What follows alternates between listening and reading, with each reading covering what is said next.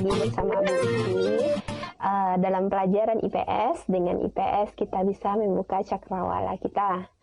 Nah, sebelum kita mulai materinya, silahkan anak-anak Ibu di subscribe dan di share ya video-videonya untuk supaya ilmu kita juga menyebar. Nah, pada pertemuan kemarin kita sudah belajar mengenai masa Hindu-Buddha di Indonesia, bagaimana masyarakat Indonesia pada masa Hindu dan Buddha, yaitu dari segi bagaimana proses masuknya dan juga pengaruh Hindu-Buddha terhadap kebudayaan di Indonesia. Nah, yang selanjutnya pada materi siang hari ini kita lanjut kepada kerajaan-kerajaan yang bernuansa Hindu-Buddha. Itu yang pertama.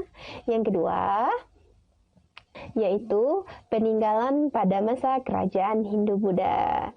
Oke, silahkan kalian catat dan kalian simak baik-baik video selanjutnya. Semangat! Kerajaan-kerajaan Hindu-Buddha di Indonesia.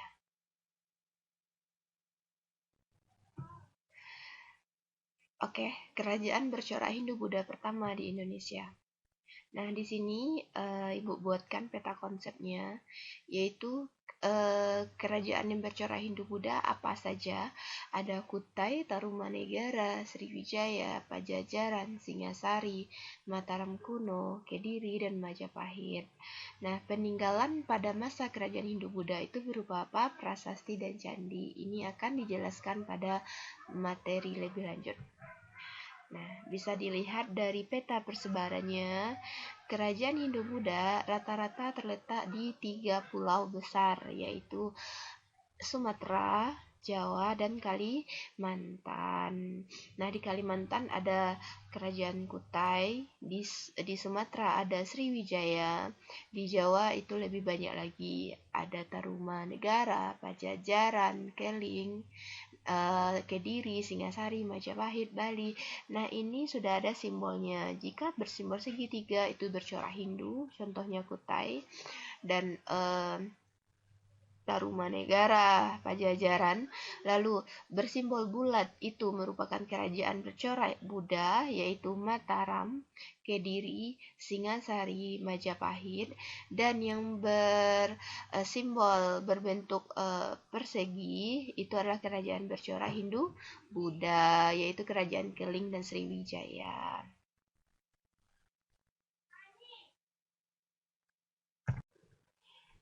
Kita masuk yang pertama, kerajaan Hindu pertama, yaitu kerajaan Kutai. Kerajaan Kutai ini menurut sumber sejarah itu berdiri sekitaran abad ke-4 Masehi atau ke-5 Masehi.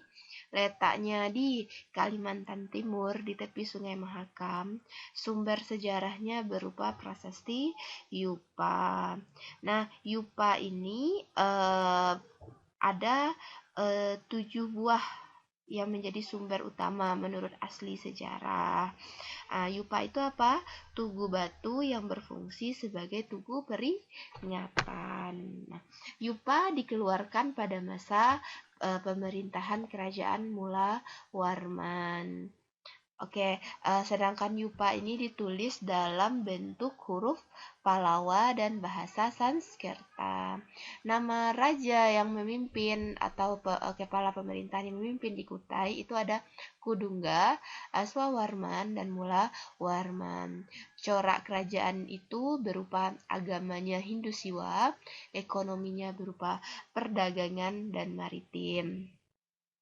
Kehidupan sosial kerajaan Kutai itu rakyatnya tertib, terorganisir dan rapi karena berpusat pada raja, serta menurut salah satu Yupa di kerajaan Kutai, Raja Mulawarman telah memberi sedekah 20.000 ekor sapi kepada para Brahmana.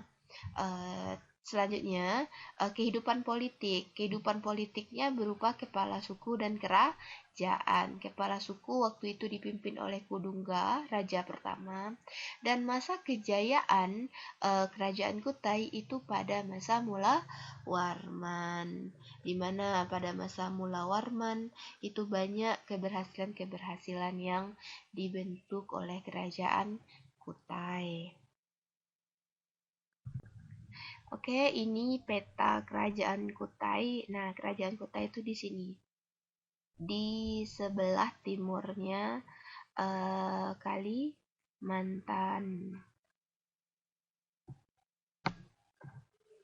Ini silsilah keluarganya tadi. Raja pertamanya Kudungga memiliki anak Aswawarman. Aswawarman memiliki anak yang namanya Mula Warman. Oke, daerah kekuasaan kerajaan Kutai. Ini bentuk yupa, prasasti yupa.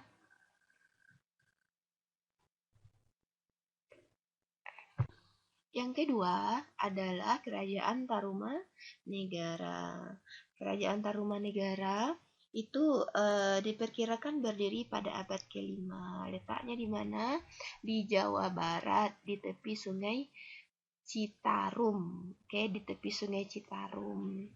Kalau sekarang sebagai wilayah kekuasaan Tarumanegara di mana, Bu?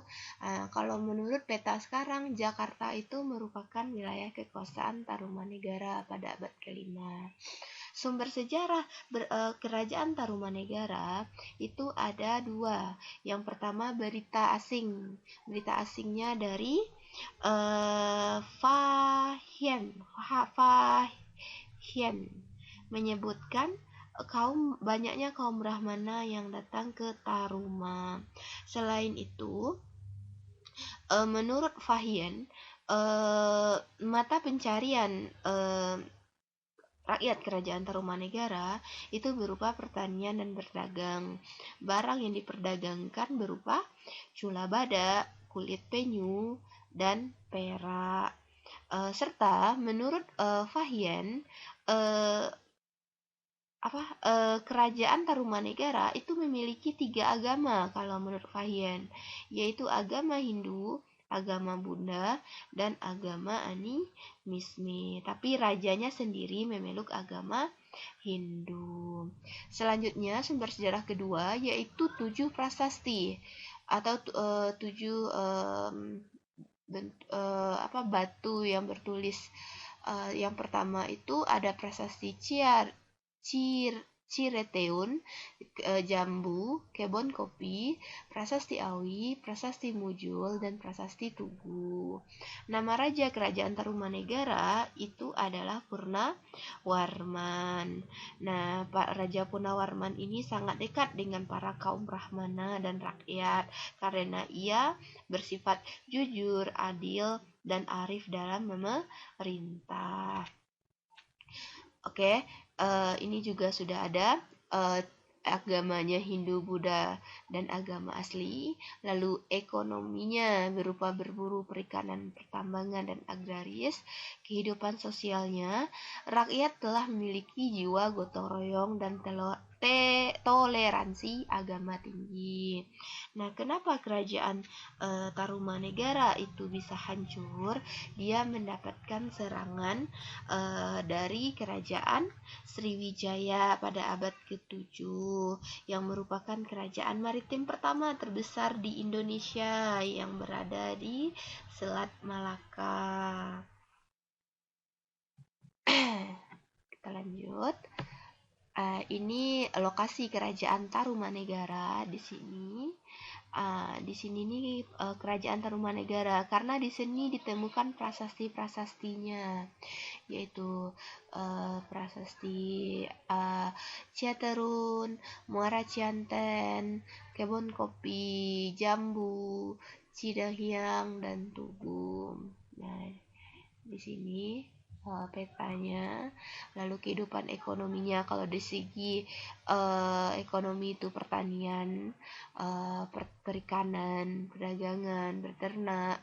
Dari segi sosial tadi susunan masyarakatnya sudah teratur, terdapat golongan brahmana, kesatria, mayoritas masyarakat terdiri dari petani, pedagang, pelaut, pemburu, peternak, dan nelayan.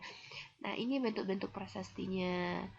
Oke, prasasti itu berupa batu yang menjadi simbol atau yang menceritakan tentang sebuah kerajaan. Nah, ini prasasti kebun kopi, pasir awi, Ciaterum, yang hurufnya masih huruf Pahlawa. Yang ketiga, itu adalah Kerajaan Sriwijaya. Kerajaan Sriwijaya diperkirakan berdiri sekitar abad ke-7 Masehi. Yang merupakan salah satu kerajaan terbesar di Indonesia yang pernah ada. Letaknya di mana? Di Palembang kalau yang kita kenal. Terus sumber sejarahnya ada berita asing yaitu dari Arab, Cina, India, dan ditemukan 7 prasasti. Lalu nama rajanya ada Dapun Tahayang Bala Putra Dewa dan Sanggrama Wijaya Tunggam Warman. Corak kerajaannya agamanya Buddha dan ekonominya berupa perdagangan dan maritim. Ini awalnya kerajaan Sriwijaya itu tidak di Palembang, tapi melainkan di Muara Takus atau Minanga Tamwan, yaitu daerah pertemuan antara Sungai Kampar Kanan dan Sungai Kampar Kiring. Ini diperkuat oleh pendapatnya bangsa Cina, yaitu Ising, yang mengatakan bahwa Sriwijaya dilalui oleh garis Katulistiwa. Nah, baru setelah berhasil meluaskan wilayah kerajaannya, barulah ibu kota Sriwijaya dipindahkan ke Palembang. Inilah wilayah perluasannya, di mana kerajaan Sriwijaya menguasai kemaritiman di sekitar wilayah Asia Tenggara, masuk ke Malaysia, Thailand, ke Cina, Champa, ke Khmer. Ini termasuk wilayah kekuasaannya. Makanya selanjutnya juga ke Jawa, seperti kerajaan Tarumanegara yang pernah dilumpuhkan oleh kerajaan Sriwijaya. Kerajaan Sriwijaya ini kerajaan maritim pertama di Indonesia yang sangat besar. Nah, inilah sumber sejarahnya. Ada berita Cina tadi ya, menurut Ising. Lalu sumber tertulis 7 prasasti. Ada prasasti Amok Hapasa, Palas Pasemahan, Kedudukan Bukit, Talang Tuo, Telaga Batu, Kota Kapur, dan Birahi. Oke, menurut sumber-sumber sejarah tersebut, diketahui bahwa kerajaan Sriwijaya pernah menjadi pusat kegiatan ilmiah agama Buddha di Asia Tenggara. Lalu, Pulau Bangka dan Pulau Jambi telah ditaklukkan oleh kerajaan Sriwijaya pada tahun 689 Masehi. Lalu pada awal abad ke-11, Raja Rajendrakola dari kerajaan Kola Mandala, India melakukan penyerbuan besar-besaran ke wilayah Sriwijaya. Penyerbuan tersebut dapat dipukul mundur, namun berhasil melemahkan kerajaan Sriwijaya. Nah, dari sumber-sumber prasasti ini. Ini Talang Tuo, Birahi, Kota Kapur, Telaga Batu, Kedudukan Bukit. Peran Sriwijaya sebagai kerajaan maritim yaitu daerah yang strategis, memiliki potensi alam melimpah, dan runtuhnya kerajaan Funan langsung berpengaruh di Asia Tenggara. Karena diserang oleh kerajaan Sriwijaya, maka runtuhlah kerajaan Funan. Lalu kondisi sosial budayanya bagaimana? Masyarakat Sriwijaya hidup dengan berdagang. Kondisi yang baik dan menguntungkan ini menyebabkan Sriwijaya menjadi pusat perdagangan nasional dan pusat perdagangan di Asia Tenggara. Sebagai pusat perdagangan, Sriwijaya banyak memperoleh pemasukan. Yang pertama dari bea cukai barang, yang kedua bea cukai keluar masuk kapal. Maaf ya. Lalu yang ketiga, hasil keuntungan perdagangan. Yang keempat, upeti dari daerah taklukan. Tapi keruntuhan kerajaan Sriwijaya itu ada 8 penyebabnya. Yang pertama, Bandar Sriwijaya semakin lama letaknya semakin jauh dengan pantai. Bandar itu tempat perdagangannya, tempat transaksinya. Lalu yang kedua, adanya ekspedisi Pamalayu dari Singasari. Yang ketiga, serangan Kubilai Khan dari kerajaan India. Yang keempat, persaingan dengan kerajaan-kerajaan Islam atau wilayah Islam. Yang kelima, harga barang-barang di Sriwijaya dan bea cukai Sriwijaya semakin mahal. Yang keenam, serangan dari Majapahit pada abad ke-13. Yang keenam, kalah bersaing dari kerajaan Siam di Thailand. Yang kedelapan, serangan dari kerajaan Chola di India. Selanjutnya, kerajaan Mataram kuno. Mataram kuno itu terletak di Jawa Tengah. Ya, Jawa Tengah. Itu diperkirakan berdiri pada abad ke-8 Masehi. Sumber sejarah dalam kerajaan Mataram kuno itu ada dari beberapa prasasti. Ada prasasti Canggal, Kalasan, Linggor, Nandala, Klura, dan Manpiasi. Oke. Sebelum kita masuk ke pembagian Mataram kuno ada 2 dinasti, sejarah awalnya Mataram kuno itu yaitu menurut prasasti Canggal, Mataram kuno mula-mula diperintah oleh Raja Sana, kemudian digantikan oleh keponakannya yang bernama Sanjaya. Raja Sanjaya memerintah sangat bijaksana sehingga rakyat pada saat itu aman dan tentram. Selanjutnya, kerajaan Raja Sanjaya memberi puncak kejayaannya. Setelah Raja Sanjaya digantikan oleh Rakai Panangkaran. Ini menurut prasasti Kalasan. Bagaimana sih Rangkai Panangkaran ini? Rangkai Panangkaran ini memberikan berupa hadiah tanah dan memerintahkan membangun candi untuk Dewi Tara dan sebuah biara untuk pendeta agama Buddha. Tanah dan bangunan tersebut terletak di Kalasan. Sedangkan agama Rangkai Panangkaran itu adalah agama Buddha. Setelah meninggalnya Rangkai Panangkaran, barulah Mataram kuno ini pecah menjadi 2, yaitu dinasti Sanjaya dan dinasti Sailendra. Dinasti Sanjaya itu beragama Hindu dan dinasti Sailendra itu beragama Buddha.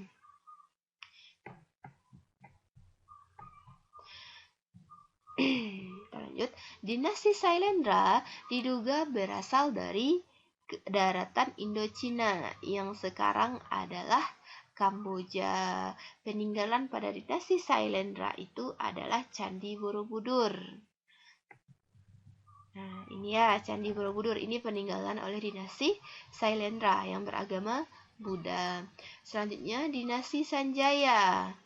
Dinasti Sanjaya didirikan oleh Raja Sanjaya, Rakean Jamri, Prabu Harisdama, Cicit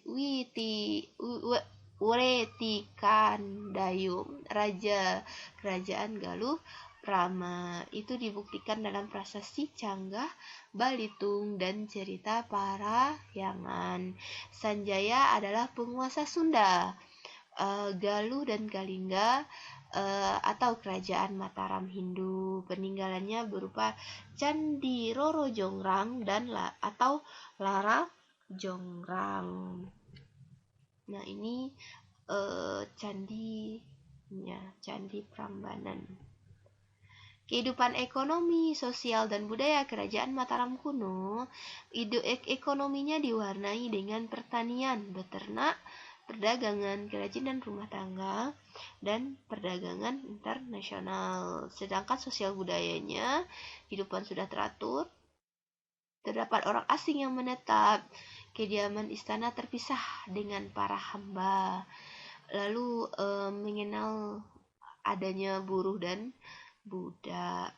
Kejayaan Mataram itu pada dinasti Sailendra, yaitu pada Raja Indra. Lalu mengembangkan Kerajaan Mataram sebagai kerajaan maritim. Tonggak Kerajaan Mataram kuno, awal mula konfliknya, yaitu sekitar abad ke-7 Masehi, sekitar tahun 732 Masehi ya. Dinasti Sanjaya mengubah namanya menjadi Kalingga dengan Mataram. Ia menjadi raja pertama kerajaan Hindu dengan ibu kota Medang Kemulan. Masa ini merupakan masa pendirian candi-candi Siwa di Gunung Dieng. Lalu selanjutnya sekitaran tahun 750 sampai 800 Masehi, Sailendra dari Sriwijaya menguasai Jawa Tengah. Pada masa itu dibangunlah candi-candi seperti Borobudur, Mendut, dan Kalasan. Akan tetapi, Kerajaan Mataram Hindu terdesak. Akhirnya keluarga Sanjaya menyingkir ke Jawa Tengah. Tahun 925 Masehi, Jawa Tengah ditinggalkan dan Jawa Timur mulai didirikan kerajaan. Dalam rentang tahun 925 sampai 1042 Masehi, kekuasaan dan keserakahan di antara anggota keluarga kerajaan penyebab keruntuhan Mataram kuno. Nah, perpecahan itu berlangsung lama, yaitu antara Rangkai Pikatan dari keluarga Sanjaya mengadakan perkawinan dengan Promodarwani dari keluarga Sailendra. Melalui perkawinan ini, Mataram kuno dapat dipersatukan kembali awalnya pada masa pemerintahan Pikatan dan Pramodawardhani. Wilayah Mataram sangatlah luas berkembangnya. Namun dengan Raja Daksa memerintah setelah itu, dilanjutkan Raja Tulodong dan Raja Rangkaiwima. Selanjutnya pada masa pemerintahan Sri Maharaja Rangkaiwawa atau Sri Maharaja Wawa, terjadi bencana meletusnya Gunung Merapi yang memporak-porandakan daerah Jawa Tengah, sehingga wilayah Jawa Tengah itu ditinggalkan berdasarkan perintah dari Empu Sendok. Itulah diperintahkan ke Jawa Timur, ya, diperintahkan pindah ke Jawa Timur, sehingga Mataram kuno semakin terdesak ke wilayah timur. Itulah penyebab runtuhnya, selain kekuasaan dan juga akibat dari bencana alam. Selanjutnya yang kelima itu Kerajaan Medang. Sebelumnya sudah dijelaskan bahwa Kerajaan Mataram kuno dipindahkan ke Jawa Timur. Oleh siapa? Tadi belum Ibu jelaskan ya. Itu menurut perintah oleh Empu Sendok memindahkan ibu kota Kerajaan Mataram dari Jawa Tengah ke Jawa Timur. Ibu kotanya terletak di dekat Jombang di tepi Sungai Barantas. Jadi Kerajaan Medang itu di sekitar tepi Sungai Berantas. Selanjutnya, Empu Sendok mendirikan dinasti baru, namanya dinasti Isyana, menggantikan Sailendra. Nah, ini Empu Sendok pendiri dinasti Isyana, yaitu Mataram, periode baru yang di Jawa Timur, sekaligus raja pertama yang bergelar Sri Maharaja Rangkaihino Sri Isyana Wikrama Dharma Tunggadewa, terletak di Jombang, tepi Sungai Berantas. Sumber sejarah yang berkenaan dengan Kerajaan Medang di Jawa Timur antara lain Prasasti Puncangan, Prasasti Anjuk Ladang, Limus, Sirah Keting, Urara, Samangaka, Silet, Turun Hayang, Gandakuti, dan sumber-sumber dari India, Cina. Nah, pendiri dari Kerajaan Mataram Timur, ya tahu Kerajaan Mataram di Jawa Timur ini adalah Empu Sendok. Ya, selanjutnya digantikan oleh Sri Isyana Tunggawijaya, lalu Sri Mangkutawang Sarwadana, lalu Sri Dharma Wangsa Teguh Antawikrama, lalu yang terakhir adalah Airlangga. Kehidupan ekonomi Kerajaan Medang banyak bergantung pada pelayaran dan perdagangan. Pada masa pemerintahan Airlangga, pelabuhan Huyung Galuh di Muara Kalibrantas diperbaiki dan kemudian menjadi bandar perdagangan yang ramai. Dibangun pula bendungan Waringin Sapta yang difungsikan untuk mengaliri sawah-sawah atau irigasi. Lalu di bidang budaya dan sastra, adanya kitab Mahabharata yang disadur dalam bahasa Jawa kuno atau ditranslate lah ya dalam bahasa Jawa kuno. Masa pemerintahan Airlangga, Empu Kanwa mengubah kitab Ajurna Wihaha. Oke. Pada masa pemerintahan Airlangga dinobatkan menjadi raja yang menggantikan Dharma Wangsa oleh para pendeta Buddha. Kegiatan-kegiatan kerajaan Airlangga yaitu dia memindahkan ibu kota kerajaan dari Daha ke Kahuripan. Pada masa tahun 1042 Masehi, Airlangga menyerahkan kekuasaannya pada putri yang bernama Sanggrama Wijaya Tunggadewi, namun dia menolak. Selanjutnya Airlangga memerintahkan Empu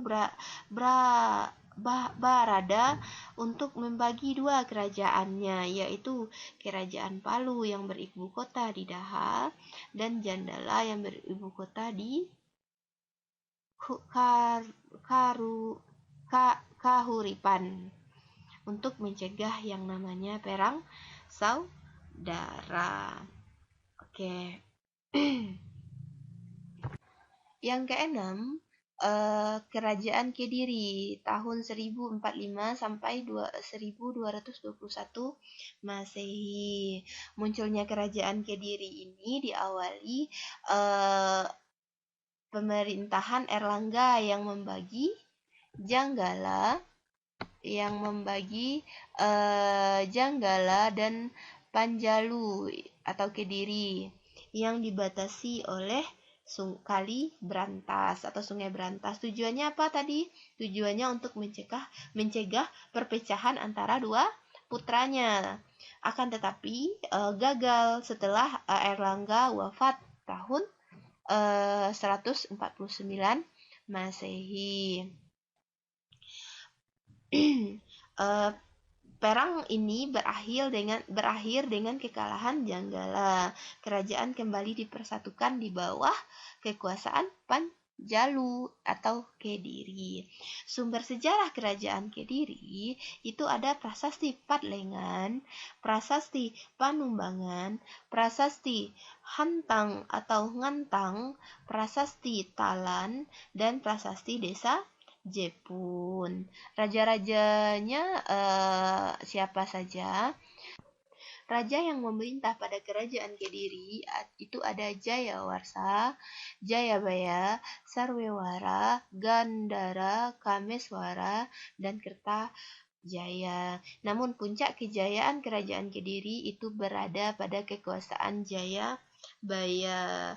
Itu sekitar tahun 1135 Masehi, karena Jayabaya berhasil meredamkan kekacauan yang dibuktikan pada prasasti Hantang yang memuat tulisan Panjalu Jayati, artinya Panjalu menang. Lanjut. Nah, kerajaan Kediri itu tadi Ibu bilang pada masa kejayaan jayanya pada masa pemerintahan Jayabaya. Lalu kehidupan ekonomi sosialnya bagaimana? Kehidupan ekonominya Kediri itu hasil utamanya berupa pertanian, yaitu beras. Pelayaran Kediri juga cukup tangguh. Lalu yang diperdagangkan apa? Emas, perak, gading, kayu cendana, dan hasil bumi lainnya.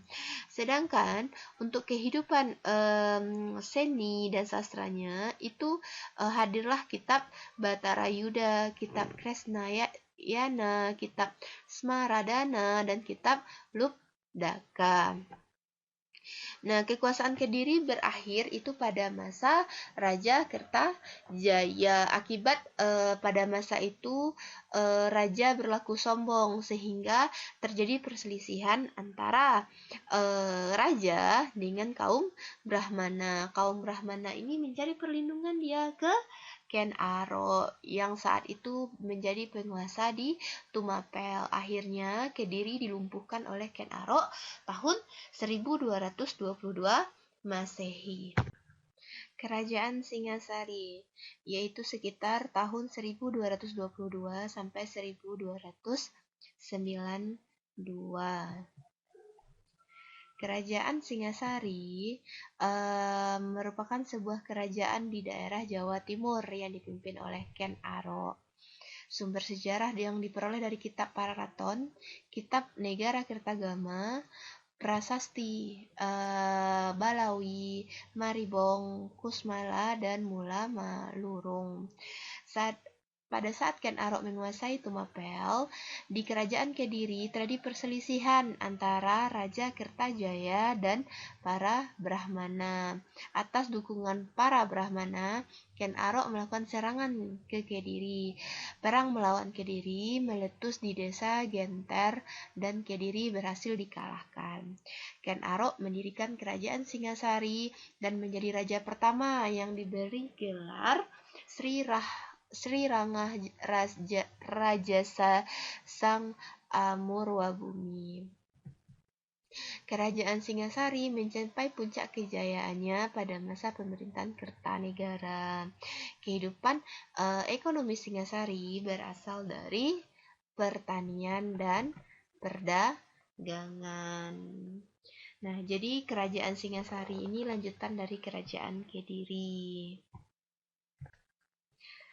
Yang terakhir, kerajaan Majapahit. Itu sekitar tahun 1293 sampai 1500. Kerajaan Majapahit ini terletak di daerah Jawa Timur. Ya. Merupakan salah satu kerajaan Hindu-Buddha yang terbesar dalam sejarah Indonesia. Sumber sejarah kerajaan Majapahit yaitu kitab Pararaton, kitab Sutasoma, kitab Negara Kertagama. Sedangkan prasastinya yaitu Gunung Buta, Udadu, Blambangan, dan Langgaram. Munculnya kerajaan Majapahit erat hubungannya dengan keruntuhan kerajaan Singasari. Raden Wijaya merupakan menantu Kertanegara yang berhasil meloloskan diri dan mendapat pertolongan dari Arya Wirara, Bupati Sumeneb, agar mendapatkan pengampunan dari Jaya Katwang dan diberi tanah di hutan Tarik dekat Mojokerto. Daerah tersebut kemudian diberi nama Majapahit. Kerajaan yang bercorak Hindu yang terakhir terbesar di Jawa yaitu Majapahit ini ya.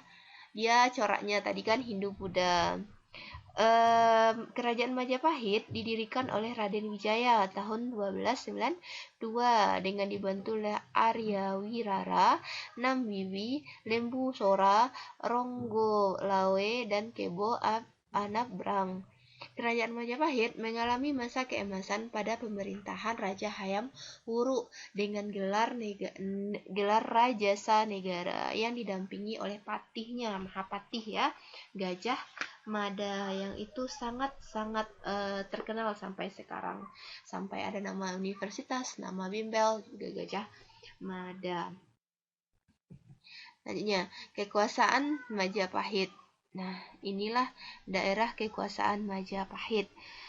Hampir seluruh wilayah Indonesia, wilayah Malaysia, Kalimantan bagian pesisirnya, Sulawesi, itu di wilayah dikuasai oleh kerajaan Majapahit. Berarti memang pada masa Hayam Wuruk, Majapahit ini memang sangat menguasai wilayah Asia Tenggara.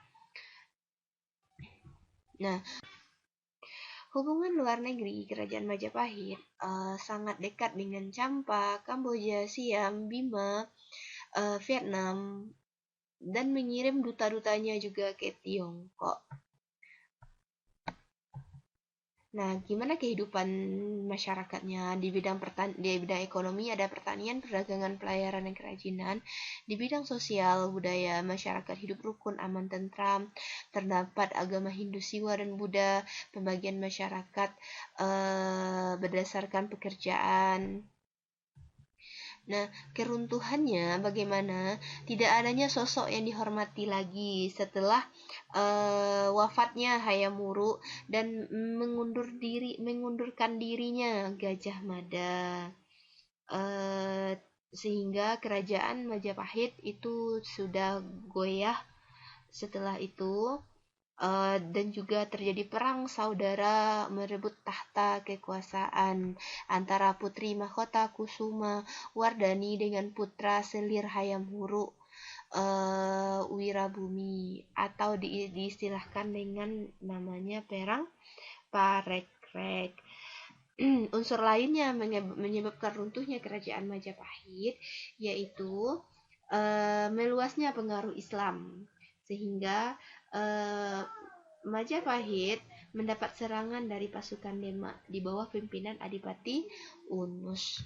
Oke, sampai di sini pertemuan kita pada siang hari ini. Semoga kalian dapat menerima apa yang Ibu sampaikan dengan baik dan mengerjakan tugas-tugas yang sudah diberikan sebelumnya. Oke, jangan lupa jaga kesehatan, selalu tingkatkan ibadahnya supaya kita bisa berkumpul lagi di sekolah yang kita cintai. Dah, Assalamualaikum.